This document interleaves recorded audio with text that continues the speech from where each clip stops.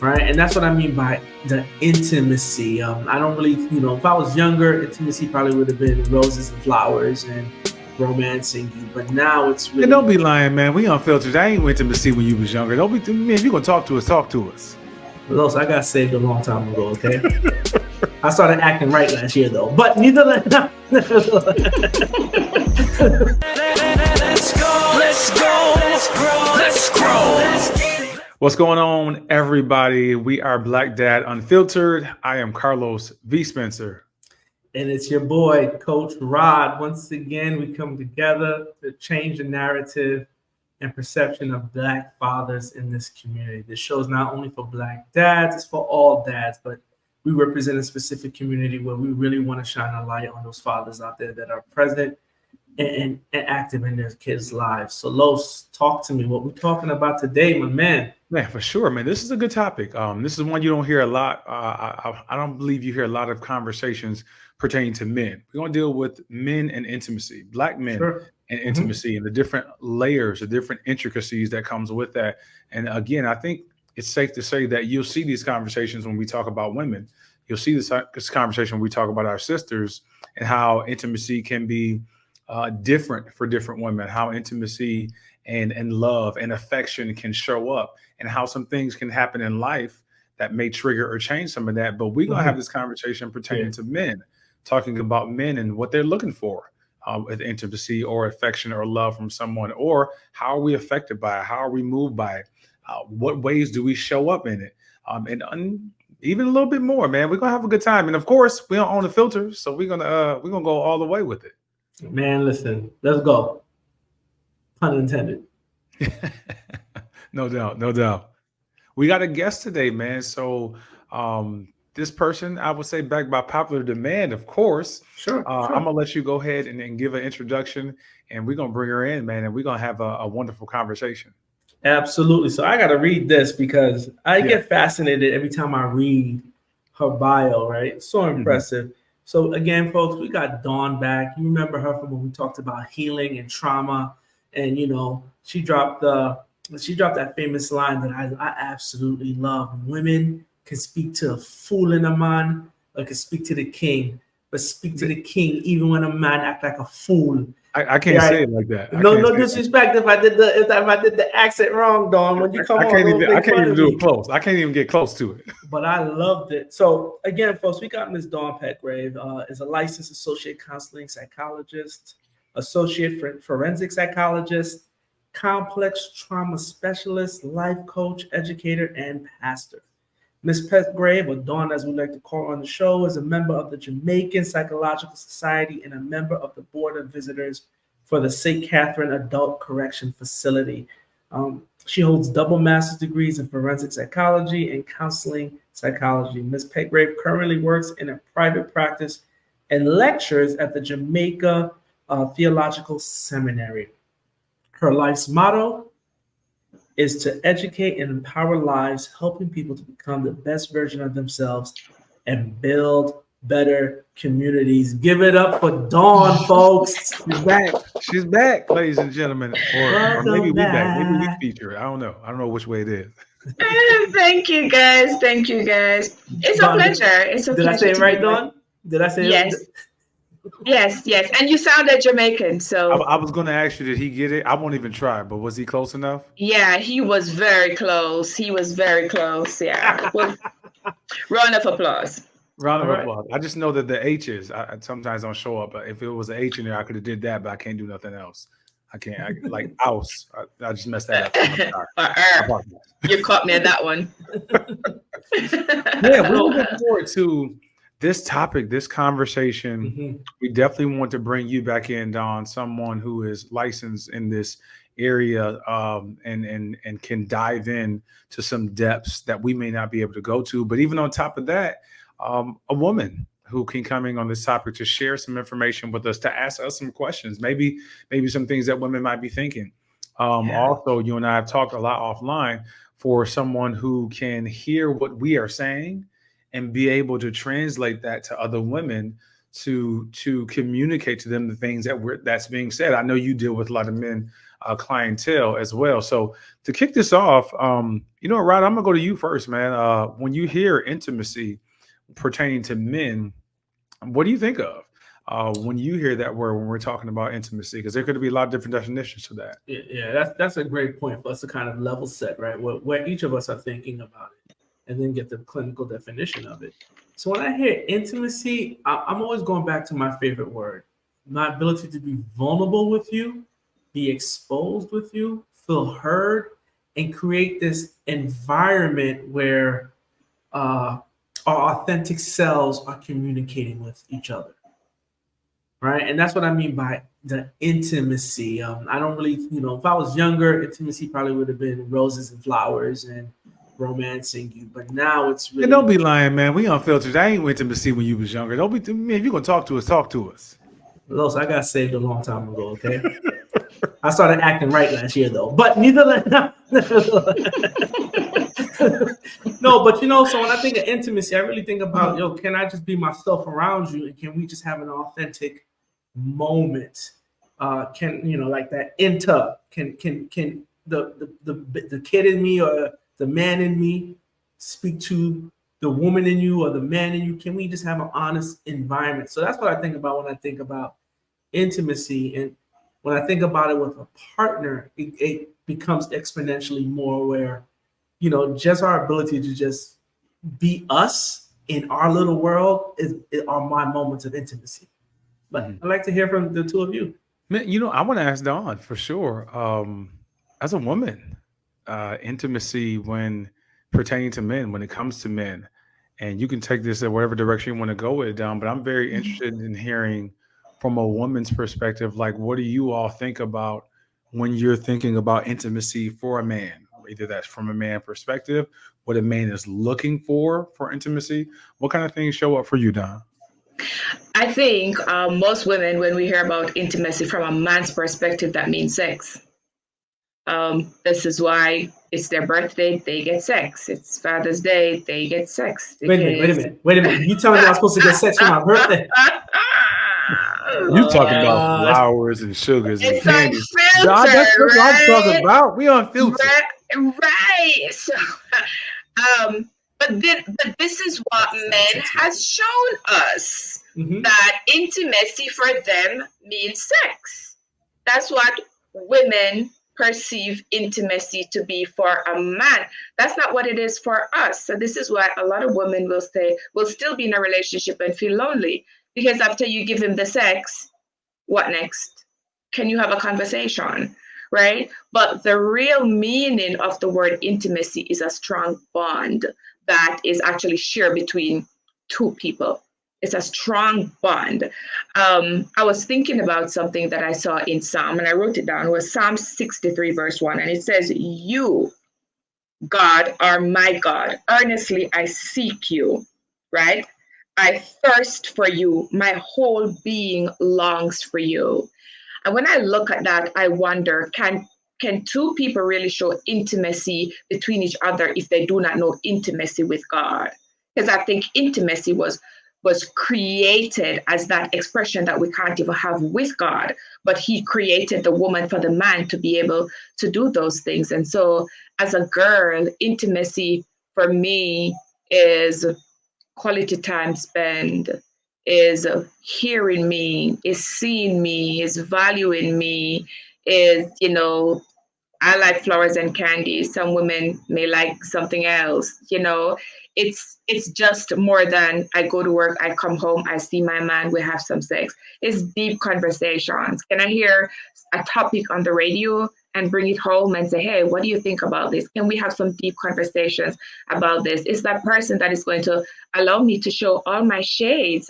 And God knows, for me, there's way more than 50, So can I show all my shades around you? But I think for the most part, as a girl, when we hear a man talking about intimacy, most of the time for us, he's talking about sex. Los, let me jump in here real quick, man. You went there. Let me jump in here, Los. Well, go ahead. Yeah. So, Dawn, let's dive into this, because you said a couple of things. You gave us a definition that intimacy really means a strong bond. Then you brought some level of spirituality into this conversation and said, well, intimacy was first designed from what we call a vertical relationship for man to God, but God saw that it was not good for man to be alone, so he gave him a woman, and that woman and that man practiced that same level of relationship, right? Right. Okay, great. But it's the bond. But when you were actually speaking about what intimacy looked like for you, you really didn't define it. You gave us examples. You said deep conversation, show you want to be able to show more than 50 shades of yourself, which to me means you want a safe space. Go down that road again. Like, give us an actual definition for you as a woman. This is what intimacy means to me. Then this is what it allows me to do, and this is how you can show it. I just want to, Los, let me just play with this a little bit because it struck my ear. Absolutely. So intimacy is derived from a Latin word. Okay. And the Latin word is intimus. So it's your innermost, deepest part. Miles Monroe, when he speaks about intimacy, he says, we are saying into me see. And this is exactly what I personally am looking for. Into me see. See my heart, see my emotions, see my talents, see my giftings. How do we share these things together? And I think the true meaning of relationships, actually, which is to expound on experiences, can only come when two people can share deep intimacy. Okay. So can I say this here? I think that's good. I think, and I the one thing I want to touch on is both of you kind of touched on it. That I think for men it changes as well, from a young man to an older man, right? As a young man, you would see intimacy as, I think what you're saying, Dawn. I think a lot of younger men, I won't say all, are looking at intimacy as sex. We're visual beings, right? We're created that way. We're created to see. We see what we like. We enjoy what we like. Men have different types, but our type is our type, and that's the thing that turns us on as a man. Intimacy for that, I think, is what it is when we're younger. T.D. Jakes said this once, and I never forget it. Especially I've been getting older. He said when he was younger with his wife, he wanted to have sex all the time, and she would say, "Hold me, just hold me." Sometimes he said now that he's gotten older, and it changed. The woman sex drive picked up, and she wanted to be intimate or have sex more, and he was like, just hold me. Hold me. I think you see for men that it starts to change, and as we start to mature, that we are looking for more intimacy, more conversation, more. For me, and I speak specifically, I think some other men are the same. For me, touch my back, like rub my neck, touch my head. If you walk by me, touch me. Like the older I get, it's like that's intimacy for me, for my person who is with me to be able to be physical with me. Now, one of my love languages, I know this, and this is something we definitely subscribe to, that people should know their love language. Mine is physical touch. So that makes sense for me. That may not be for the next man, because I think intimacy, again, once we get older as men, is more than the bedroom. Once we get older as men, we are looking for different things. I like a good conversation.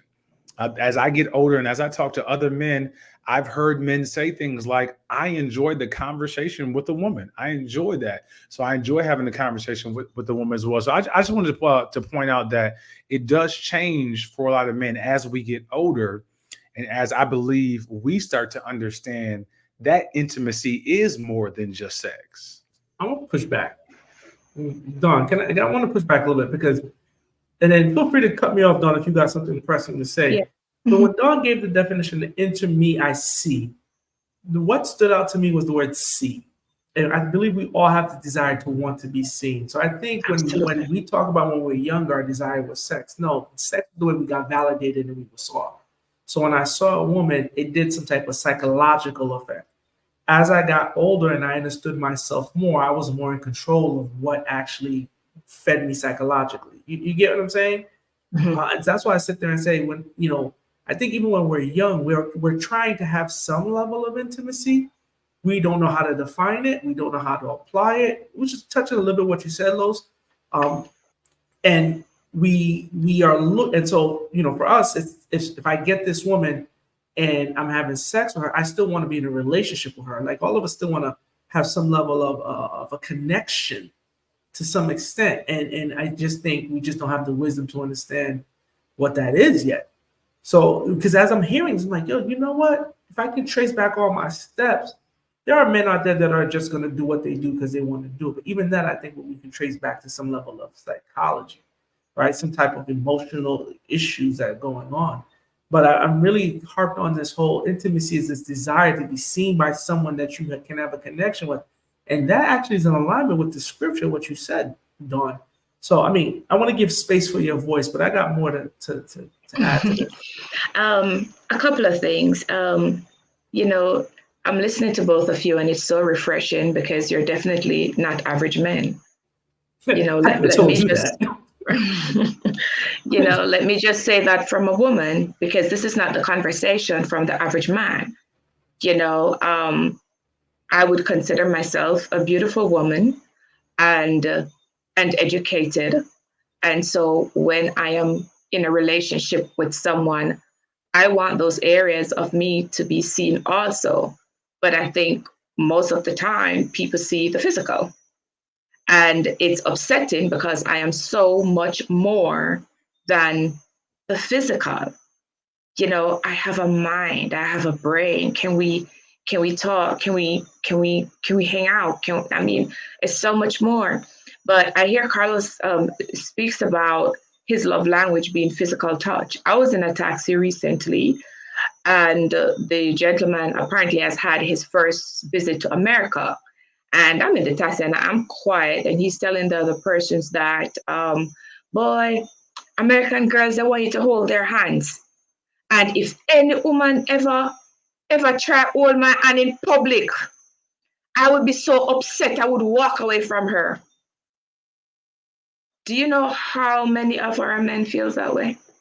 So there are women who don't get hugs from their man because it's not manly in their view. Culture, society says it's not manly. Sit down and just do something. Can we just sit? I was driving from Toronto to Niagara. Mm-hmm. And I said nothing the entire trip. But I had the most amazing trip. We got there. The gentleman I was with, he says, thank you. I said, for what? He says, for enjoying the journey with me and understanding I didn't need to talk.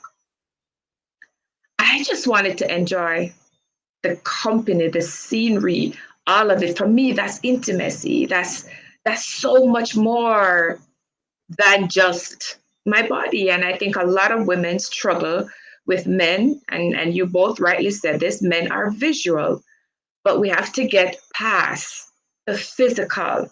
There's some amazing women out there who are lonely, guys. Lonely. There are married women out there who are lonely. On the flip side, there are also men in relationships who are lonely. But women are probably more willing to express, you don't hug me, you don't kiss me, versus a man expressing what he actually needs, because I think that is still seen as a sign of weakness. I never know that men want to be hugged. For a long time, I didn't know that. I thought, you're supposed to hug me. I didn't know a man needed to be touched. You're supposed to touch me. You're the one that wants sex. So again, it's a culture, and just how persons were raised and the lack of the examples, right? So if I grew up in a home where I don't see this expressed, and then I hear man not supposed to hug, listen to our Jamaican song, bad man no do this, bad man no do that, bad man no. So it's the culture. So who dare you now bring that up to a man? Can you cuddle me? Can you hold me? Because bad man no do them things there, man no do them things there. So there's a lot of lonely women out there, guys. And I'm glad that you're both able to express what you feel. But I also think that a lot of men are not saying, "Hey, I would like a hug too. I would like you to Let initiate me jump in also." right here. I want to ask you something, Dawn, Yeah, because I just yeah. want to give you. I want you to give us a little bit more Speak clarity. up, Los. Speak up so You our said, listeners can hear you. "Yep." You said that a lot of women are lonely, and I believe you were specifically talking about women in a relationship. Right, A lot of right. women who are married in a relationship who are lonely. So, are you saying that they're lonely because they're in a relationship and they're not receiving any type of intimacy from this man because they don't know what intimacy is with him? He's not sure what intimacy is. Like, what are you picking up when you say that women are lonely? What's the disconnect? All right, so they are not getting what they consider intimacy from that man. So remember, most men are out there trying to hunt that money and trying to do all the things that society is expecting of them to do. Oh, yeah, get this. LeBron James, basketball, right? Basketball. Mhm. I saw this YouTube thing with him one time where he was apologizing to his wife and his children. He was apologizing to them for being so caught up, and I wish you guys could find the clip. He was apologizing to them for being so caught up in chasing the game that he forgot about them. And I think many times, because society said you need to provide, you got to pay the bills, you got to do this, you got to do that. I think a lot of times men are just focused on those things. So when I say, I'll use one example and bits and pieces of it. Particular young lady I know, beautiful, smart, loving. Her husband works overseas, so he may come, let's say, every 3 months or such forth. She is one of the loneliest persons. She expressed this to me. He's out there. She needs nothing. She has the house, the car, the clothes. He will say, "Meet me in Miami. I'm going to dock in Miami. Here's a ticket. Just show up." And I remember one time she says, "Donnie, I waited all my life for marriage to have sex, and now I'm not even having sex, much less intimacy." So this is a big topic, guys. This is huge because there's so many. It's so deep. It's so deep. Another older lady recently was just being miserable, and I'm like, "You don't need anything. Your husband takes care of you. Why are you so?" And she go, "Yeah, but a hug even once in a while would be nice." But I'm he's gonna push back, focused, Rod. He's focused but on I'm gonna push back. ensuring. I'm gonna push back. I'm gonna push back because what I'm walking away from, and rightfully so. I don't think you said any lies. It was a lot of. It seems like a lot of men don't understand what intimacy is, and a lot of women are missing intimacy. But I'm also gonna say I believe a lot of women don't define intimacy for themselves. I True. think that's why I pushed back a little bit and said no one's giving me a definition till you did. They told me things that you can do, and I think those things like. So let me rewind. Carlos mentioned he wants his woman to touch him every now and then, right? And I said, well, there's a difference between intimacy and affection. Affection can Right. get you to a level of intimacy, right? So Right. when I heard Los talking, I said, well, that sounds more like affection to me than intimacy until our inner beings, speaking to each other. And when women tell me he's not intimate, well, okay, have you sought to understand him? Not pushing back against women. But as I'm listening to us talk, as I'm reflecting on the things you say, the words that are coming in my mind is seek understanding, right? Into me, I see. So I hear the word see, and then I'm saying understanding. And I'm saying to myself, maybe, and Los, you can jump in on this one. If I'm chasing the money because I have a purpose, right? But if my person next to me is seeking to understand me, that creates its own space inside of this intimate environment inside of me that's their environment alone. And now they're part of it. And now I'm able to unpack so many areas because again, a lot of this is growth. A lot of it is someone external being a catalyst for internal growth.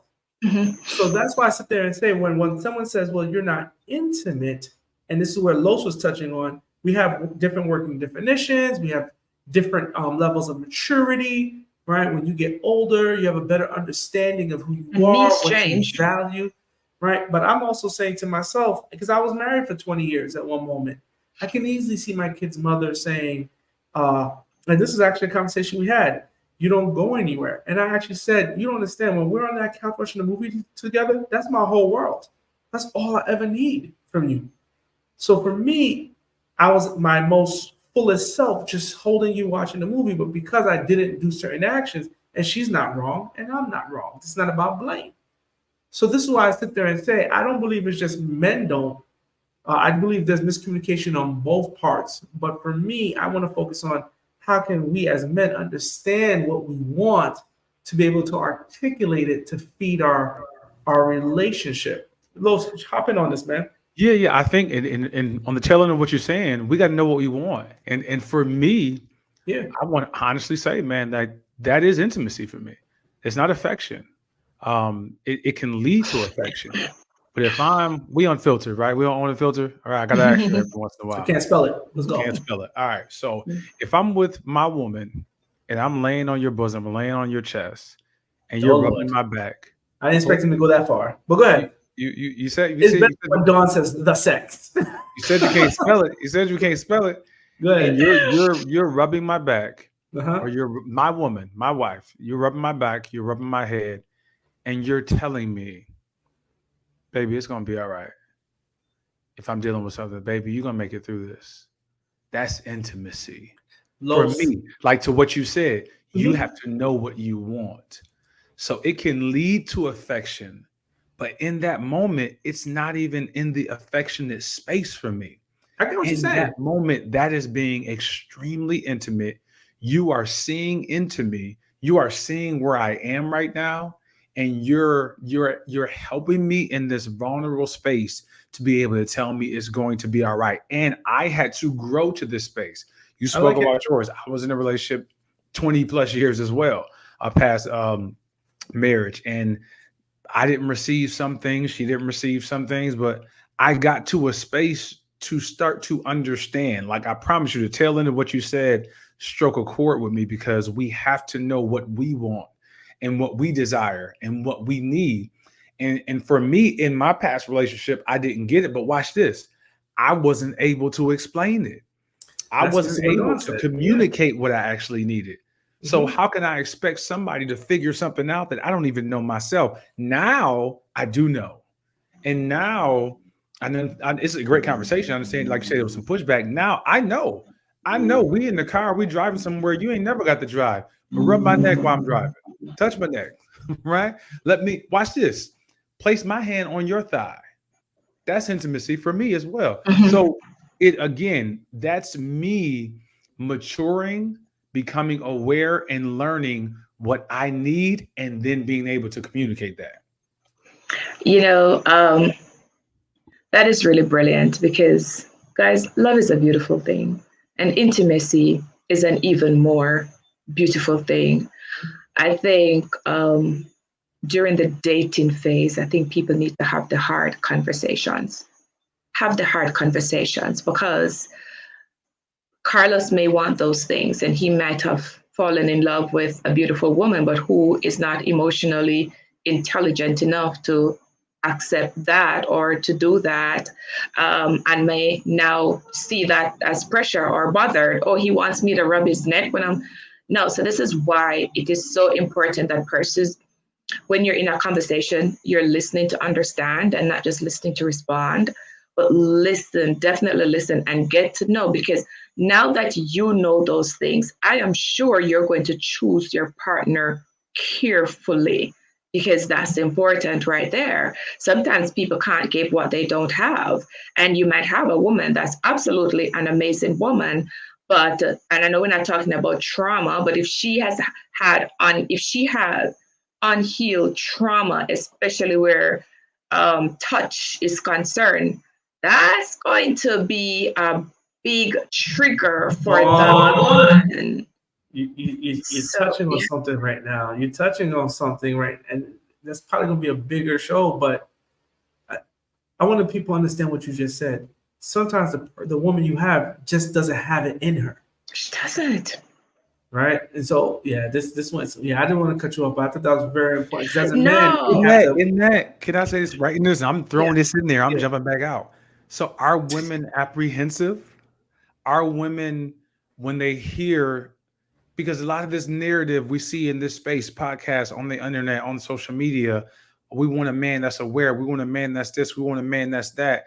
And I saw this one Black woman say, "You're looking for a man that's aware, but you better be ready for what you're asking for." So now we get to a space where we have men who are starting to discover what they want, right, and communicate what they want. And I hear you saying that there's some things that maybe in the space of trauma that may show up. With that, coupled with just women in general, are you sensing that women are apprehensive? Are women are hearing this and saying, "I can't do this because of this. I don't know if I can do this. This is too much for me." What are you sensing?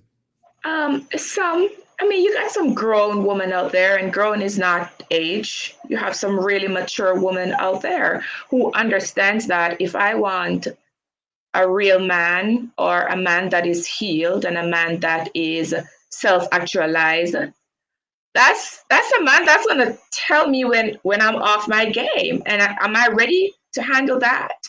That's a man that's going to say, "No, I didn't like that. I didn't like how that made me feel. Are you ready for that?" So when I have to work with females, I tell them, all the things that you're telling me that you want, are you those things already?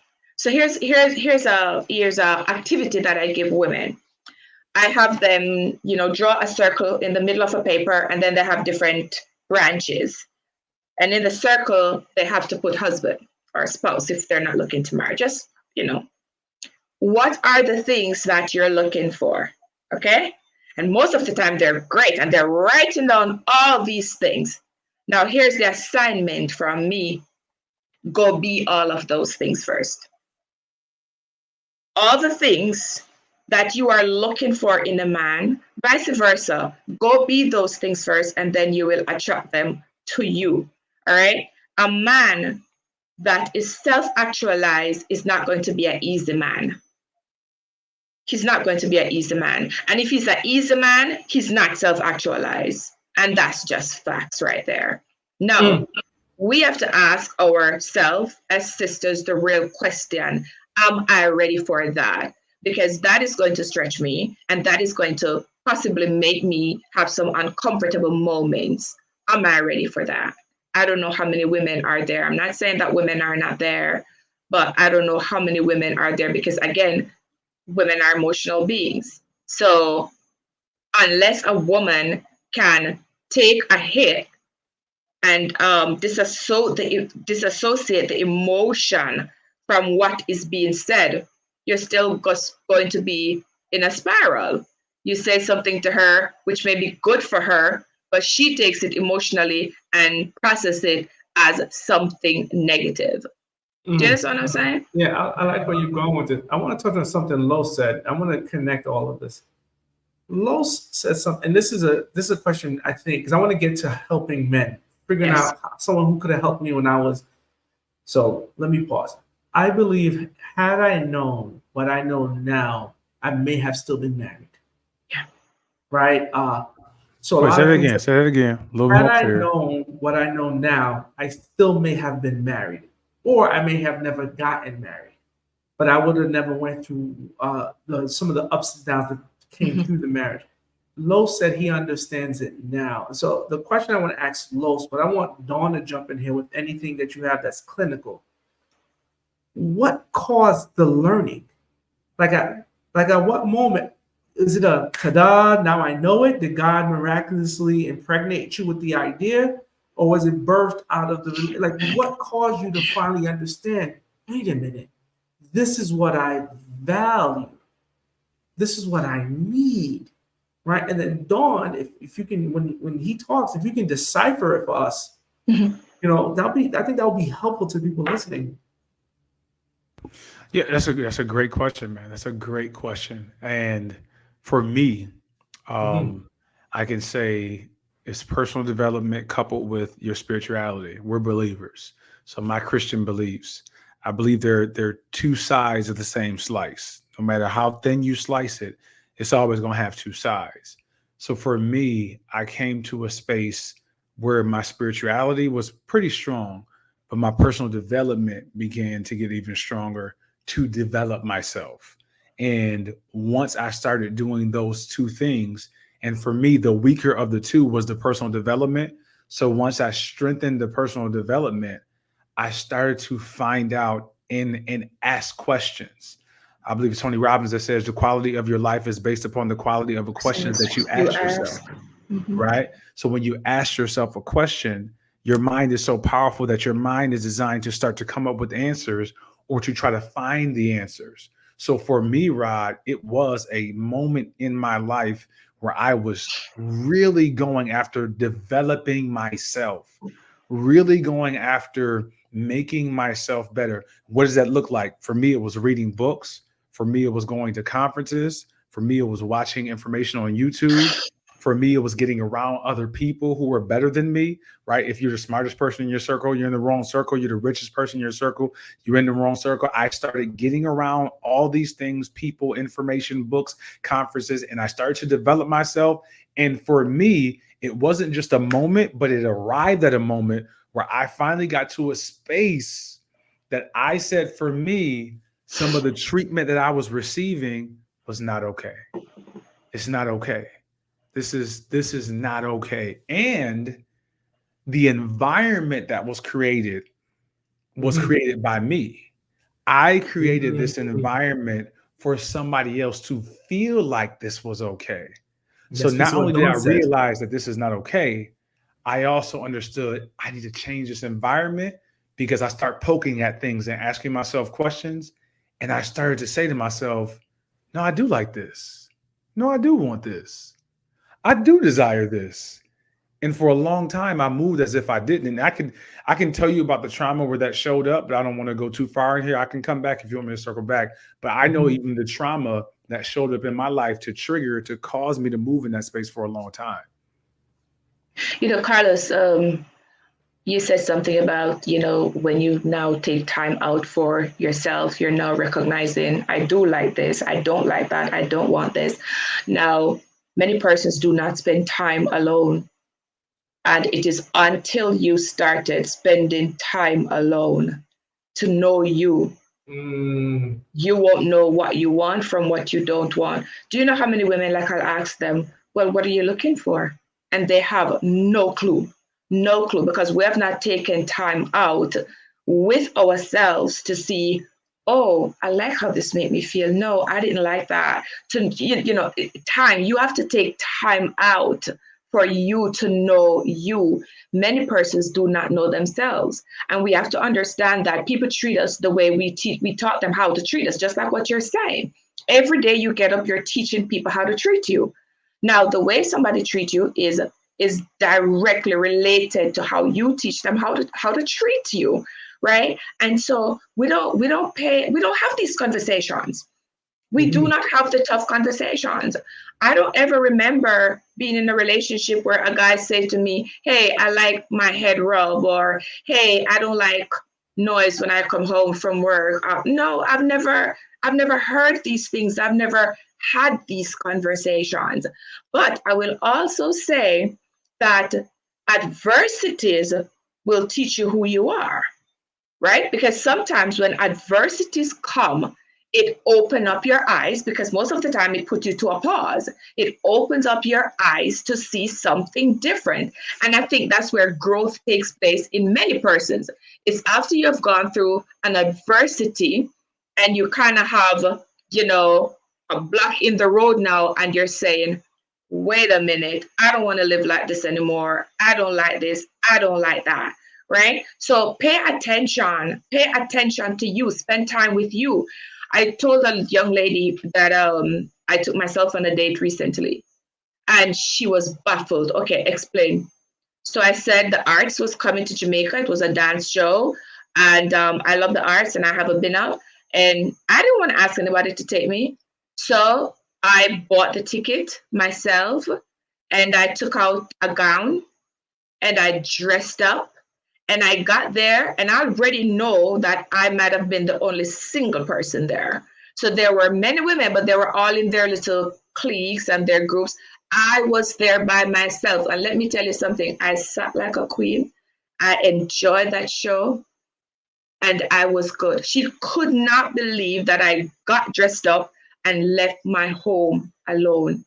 How could you do that? And so when we get to the place where we realize that it's okay to spend time with yourself so you can know yourself, had I not been spending time with myself, I would have just been another woman out there expecting a man to love me, expecting a man to make me happy, no, I have to bring my own happiness. I have to love me first, and then that is going to attract those other things. But for the most part, the fact that we're speaking of men and intimacy, my word to every man is just tell us what you want. Just tell us, and start from the dating period so that you can be sure that you're teaching somebody that this is also okay with them. Is that being a vegetarian? You know what I mean? I'm vegetarian. So no, the person do not have to be vegetarian for me to date them. But wouldn't it be nice? Just think about that. I mean, I don't have to be cooking 2 different pots and stuff like that. If the person's already a Christian, would it be nice? I don't have to try to be saving anybody, trying to convince them to come to church. I mean, whatever the Bible spoke about that, being an equal yoke. An equal yoke doesn't just mean Christian and non-Christian, but it's in so many other things. And I think we're just not talking about what it is that you need as men. Go ahead, I'll say this. I know, Coach, you got it? You got something? No. I'm going to wrap it up after this because there's some stuff I want to add to this, and then I want to do rapid fire. But go ahead, you go, Los. All right, you got it down. So I'll say a few bullet point things and we'll move. One, yeah, you got to be able to communicate it. I think, Dawn, you're saying that very well. Like, tell us what you want. Yeah. But the other part is when we tell you what you want, when we tell you what we want, that's what we want. Like, I'm going to slide one in here, Rob. My grandfather said. Now, I'm with it this time because we talking right. Because he didn't sing. Yeah, he didn't sing. My grandfather said, if I tell you what's up Fool's Hill, ain't no reason for you to go up Fool's Hill just to come back and tell me, Granddaddy, you was right. I told you it was up there. Yeah. I let you know. I communicated to you. If I tell you what I want, then pay attention to me telling you what I want. Right. And then give me what I want. Yeah. And don't tell me that you don't like the way that I told you what I wanted. Maybe that's just a pain point for me. I'm sorry. But I see that in women. When we communicate, they'll point something out about the way we're communicating and then totally miss the thing that we're communicating about. So we're going to tell you what we want. Something about that, Carlos. Okay. May I please say something about that? I'm backing away. First of all, when a woman loves a man, all she wants is to be better for him at all times. So no woman that truly loves a man, I don't feel is going to find something to throw back on the man if the man says, babe, when I come home, I just want you to rub my head. If I am in love with this man, my role, well, I don't know. I know how I love, and I love hard, right? If I am in love with this person, I don't see how I'm going to take offense to him sharing with me after I ask him, what is it that you want? Likewise for a woman, because Lois, I've had situations where people gaslight. Just me expressing, and instead of saying, okay, but you did this or you didn't. And I'm like, no, I'm just when two people love each other, you show up differently. No, I'm going to push back. Because my trauma's showing up, so I can't touch that one. Yeah, I'm going to push back. I get what you're saying because I live that. I live that right now in the present, and I get it. But the truth of the matter is, and you said it before, we love out of our capacity. Mm-hmm. You didn't say it that way, but that's the way I'm going to say it. Mm-hmm. And I've witnessed this because my philosophy is 2 good people can be together and it still not work, right? So what do I mean by that? True. Which means you can love me out of your capacity, but that does not mean we're not trying to talk about trauma, but certain mm-hmm. things you won't internalize. There's certain development that you still have, because development was one of Carlos's key words. There's certain developments that you may not have gone through that when I say something, And I have to understand when I say this and you react this way, it's not about me. It could be just about what you're going through. And this is where we got to talk about communication. We probably have to have a show on communication, how men and women talk differently and interpret differently. I used to teach a class, and one of the questions I would ask in the class was, a man looks in the closet and a woman looks in the closet. The man says, I have no clothes. The woman says, I have no clothes. What did they mean? And the men said, well, don't have any clothes. And the women said, we don't have any new clothes. Men didn't have clean clothes. Women didn't have any new clothes. The words never change. It's just how they process it is different. But again, one of the things I want to make sure we're doing, we're just going to keep talking to the men. So, Dawn, I'm going to rapid fire you some questions right now on the time we have left. Just give us the top 3 benefits of intimacy. When a man is able to actually be intimate, that you've seen, that has been studied, or, what are the benefits to men when they can actually become intimate with and have a strong bond with whether their father, another person, but particularly in their partner? They're more productive. You just can't. Don't stop. Everything else you talked about. You said bullet points. I thought you was firing. She's firing back. That's why I thought. All right, productive. Okay. They're more productive. What does being productive mean to you, Coach Rod? So what productive means to me is that I am able now to go out there and pursue dreams, passions, and visions. There we go. Without feeling empty or drained. There we go. There we go. There we go. And that's it. So let me share this right here. A lack of intimacy is one of the most common causes of distress for couples and one of the leading causes to divorce. A lack of intimacy. So when a man experiences, people on a whole, but more so for the man, because remember, he's expected to take care of his family. So when he has that intimacy within the family, that man gets the opportunity. He's on cloud 9. He now gets the opportunity to be his best self. And when you are your best self, you show up differently in friendships, in society. Think about that. You show up differently. Can you imagine if we have more men showing up nicer and just happier in society? We probably wouldn't even have so much road hogs, like something as simple as that. Think about it. But when you leave home and you just had an argument with this woman and you're supposed to go to work and you're supposed to meet a quota and you're supposed to do this, what do you think is going to happen? It is even affecting the company's bottom line that you work for. That's how impactful intimacy can be for a man. So 2 things I'm walking away from is you can be more productive, and a derivative of that is you actually can show up as your best self. And if I can break that down, it's probably because you know who you are now, and someone else sees who you are now, which is affirming who you are, adding some value to who you are. So your self-worth increases. Absolutely. And then now, man, listen. And I got so much pushback, but I just don't know if we got time for it. Well, I'm sorry. So what I want to do, because I took some notes of both what you and Carlos was saying, because again, one of the things I want to make sure I do is I want to walk away with a formula, right? And Carlos mentioned 2 words to me: spirituality and personal development, which made me say there has to be a renewing of one's mind. Absolutely. Right? There is something is changing me, and I am changing myself in relation to that, which is the asking yourself questions, right? With those boiled it down. Then I wrote down, okay, so for me to do this, for me to become more intimate, the first thing I have to do is spend time alone. Yes. Right? So that goes back to the see into me. Spend time alone and get to know myself. Right. Become intimate with myself, which now makes more sense when I hear it.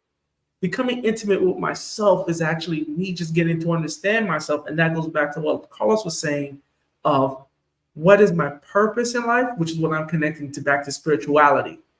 What am I designed for? Getting to know that I am valued, that I have meaning in this world, but also how do I get better for myself? So spend time alone.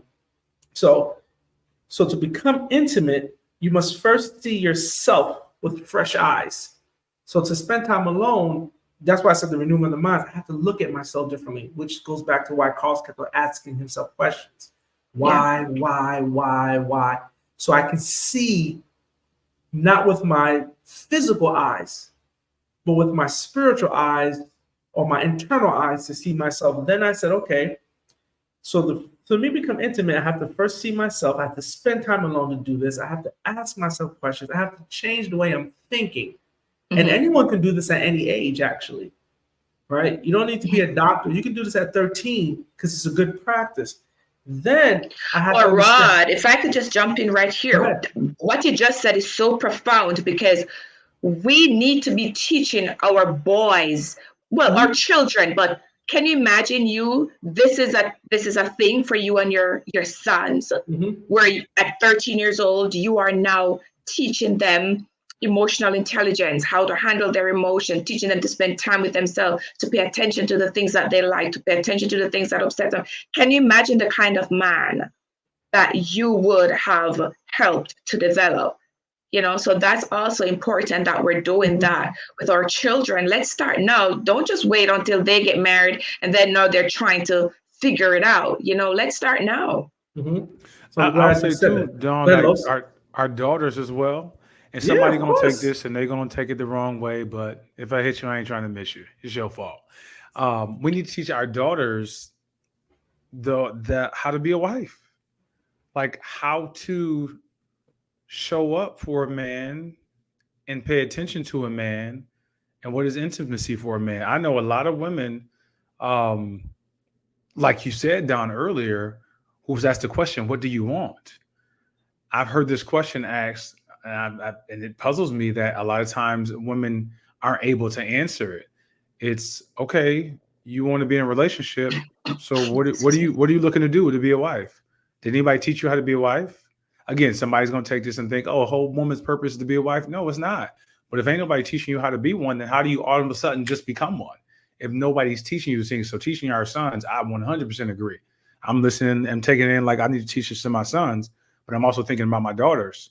Yeah, who else better to hear this from than from their father? If you look at the Proverbs 31 woman, that's actually a man speaking. I'm going to leave it at that.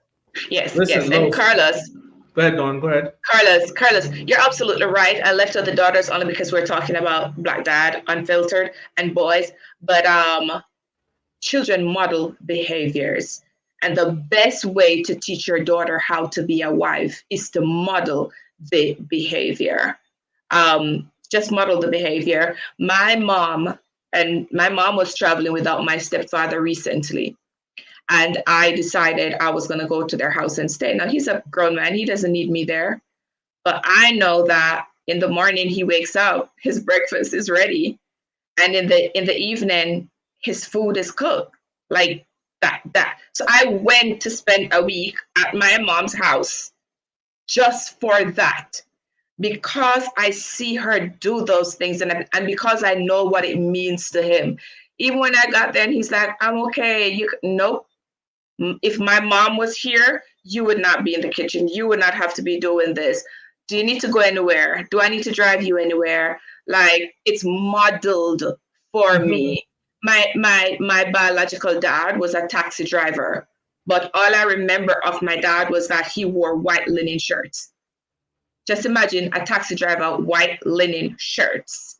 My mom would ensure that he looks like he's going to an office every single day he leaves the house. And so it has to be modeled.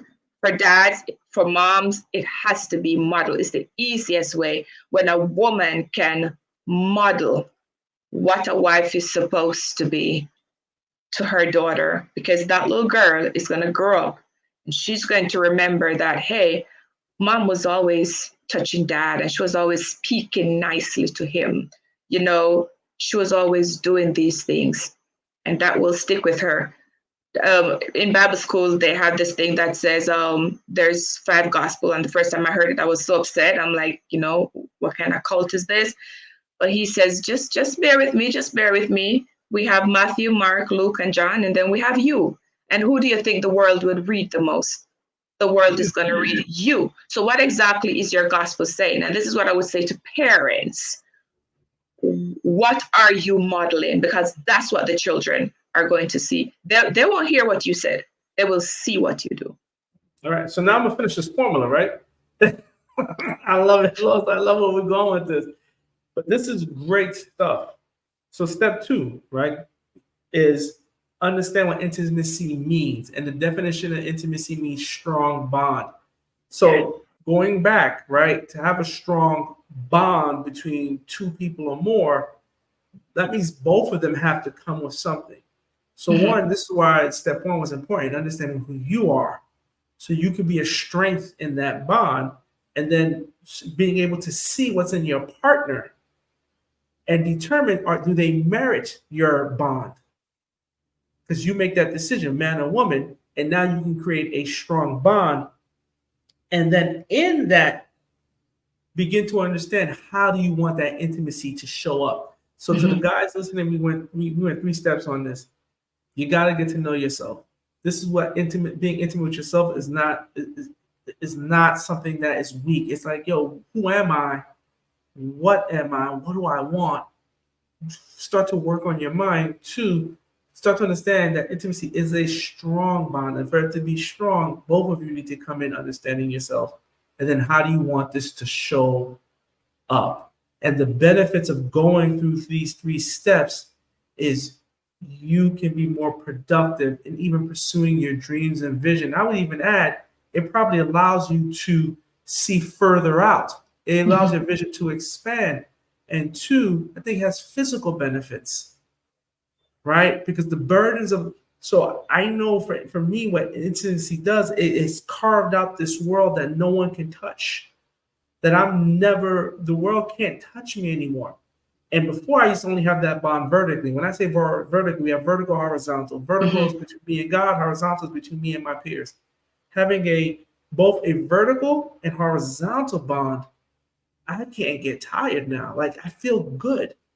And then to your point, it allows me to actually be the best version of myself, which means now I may have happiness, joy, and peace. So I wanted to wrap it up with that because I see where we are on the time, but from this conversation, I said, okay, these are things that I can walk away with.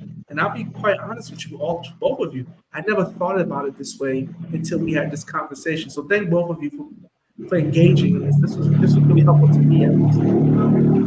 For sure. And for me, one of my favorite things to do at a restaurant is to walk in and say, 1, please. just 1. That's because you cheat, but okay. I'm joking. 1, please. I love it. Spend time. Well, I don't know.